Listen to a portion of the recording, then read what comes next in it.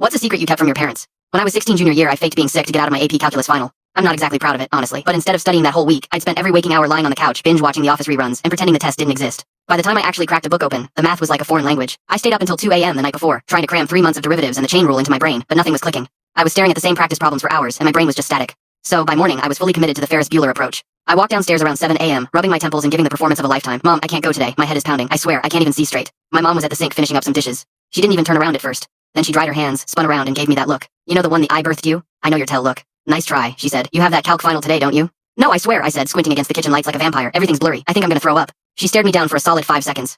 Okay. Get in the car. I blinked. What? Where are we going? The ER, she said, grabbing her keys. If you feel that bad, we're getting you checked out right now. If not, I'm dropping you off at first period. I panicked internally, but I was too deep in the lie to fold now. I had to call her bluff. So I put on my hoodie and marched to the car thinking, how the hell am I going to explain this when the doctor says I'm fine? I'm going to fail the makeup test anyway. The emergency room was freezing like meat locker cold and smelled aggressively of hand sanitizer and old coffee. I sat there scrolling through Instagram while my mom filled out the insurance paperwork, shooting me suspicious daggers every time I looked up. They called us back after about 20 minutes. The doctor was this older guy, looked totally burned out, clearly used to dealing with teenagers trying to score painkillers or skip school. He went through the motions, temperature, blood pressure, the usual. He took out the little pen light to check my eyes, but then he stopped. He frowned and swept the light over my eyes again, much slower this time. His face went from bored to alert in a split second. How long have your pupils been uneven sizes? He asked. I froze. What? They aren't. When did you hit your head? He pressed. I didn't know what to say. In P.E.? Like 3 weeks ago? Some guys shoved me into the lockers, but it wasn't a big deal. I felt fine. He didn't look convinced. We need a CT scan. Now. My mom stood up immediately. Wait, what's going on? Just a precaution, the doctor said.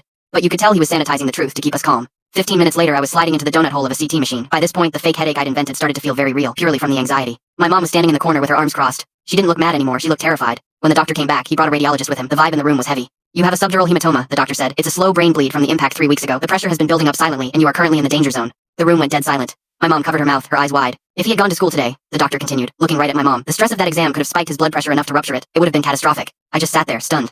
My laziness, my inability to understand calculus, my stupid lie, it literally saved my life. My mom didn't say a word. She just grabbed my hand and squeezed it hard while they prepped me for emergency surgery. I was in the OR for 6 hours while they drained the blood and relieved the pressure. Recovery took 6 months PT, follow-up scans, the works. The kicker? I never had to take that calculus final. The teacher marked it as incomplete for medical reasons, which she later changed to a pass once I explained the situation. About a year later, when everything was finally back to normal, I was eating cereal at the kitchen table with my mom. She put down her coffee mug and looked at me. Can I ask you something? Yeah?